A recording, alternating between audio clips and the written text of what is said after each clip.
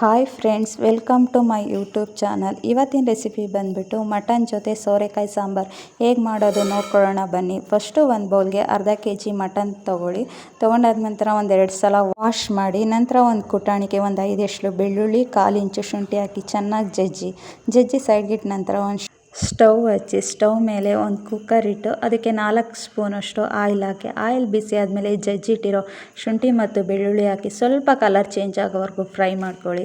ನಂತರ ಒಂದು ಕಟ್ ಮಾಡಿರೋ ಈರುಳ್ಳಿ ಹಾಕಿ ಅದು ಗೋಲ್ಡನ್ ಕಲರ್ ಬರೋವರೆಗೂ ಫ್ರೈ ಮಾಡಿ. ಫ್ರೈ ಆದ ನಂತರ ವಾಶ್ ಮಾಡಿಟ್ಟಿರೋ ಮಟನ್ ಸೇರಿಸಿ ಮಟನ್ಗೆ ಈರುಳ್ಳಿ, ಬೆಳ್ಳುಳ್ಳಿ, ಶುಂಠಿ ಎಲ್ಲ ಚೆನ್ನಾಗಿ ಮಿಕ್ಸ್ ಆಗೋ ಥರ ಎಲ್ಲ ಫ್ರೈ ಮಾಡಿದ ನಂತರ ಅದಕ್ಕೆ ಒಂದು 1/4 ಟೀ ಸ್ಪೂನ್ ಅರಿಶಿನ, ಅರ್ಧ ಸ್ಪೂನ್ ಉಪ್ಪು ಹಾಕಿ ಚೆನ್ನಾಗಿ ಮಿಕ್ಸ್ ಮಾಡ್ಕೊಳ್ಳಿ. ಮಟನ್ನಲ್ಲಿರೋ ನೀರೆಲ್ಲ ಚೆನ್ನಾಗಿ ಸುಂಡ್ಕೊಳ್ಳಿ. ಈಗ ಮಟನ್ ಸಾರಿಗೆ ಮಸಾಲ ರೆಡಿ ಮಾಡ್ಕೊಳ್ಳೋಣ ಬನ್ನಿ. ಮೊದಲು ಒಂದು ಪ್ಯಾನ್ ಇಟ್ಕೊಂಡು ಅದಕ್ಕೆ 1.5 ಸ್ಪೂನಷ್ಟು ಆಯಿಲ್ ಹಾಕ್ಕೊಂಡು 1 ಗೆಡ್ಡೆ ಬೆಳ್ಳುಳ್ಳಿ ಹಾಕ್ಕೊಳ್ಳಿ.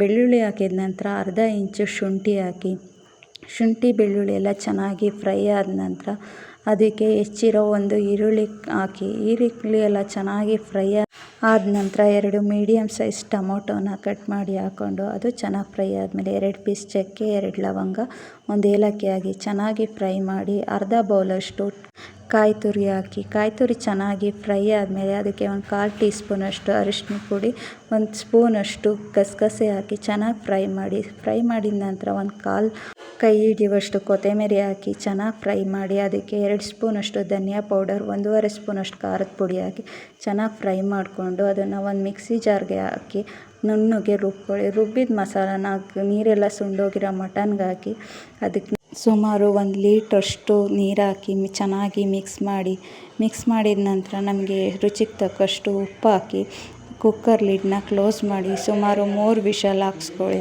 3 ವಿಷಲ್ ಹಾಕ್ಸಿದ ನಂತರ ಕುಕ್ಕರ್ ಲಿಡ್ನ ಓಪನ್ ಮಾಡಿ ಸಾರೆಲ್ಲ ಚೆನ್ನಾಗಿ ಒಂದು ಸಲ ಮಿಕ್ಸ್ ಮಾಡಿ ಉಪ್ಪು ಖಾರ ಎಲ್ಲ ಈ ಟೈಮಲ್ಲೇ ಚೆಕ್ ಮಾಡಿಕೊಂಡು ನಂತರ ಇದಕ್ಕೆ ಒಂದು ಮೀಡಿಯಮ್ ಸೈಜ್ ಸೋರೆಕಾಯಿನ ಸೇರಿಸ್ಕೊಂಡಿದ್ದ ನಂತರ ಎಲ್ಲ ಚೆನ್ನಾಗಿ ಮಿಕ್ಸ್ ಮಾಡಿ ಕುಕ್ಕರ್ ಲಿಡ್ನ ಕ್ಲೋಸ್ ಮಾಡಿ 1 ವಿಷಲ್ ಬರೆಸ್ಕೋಬೇಕು.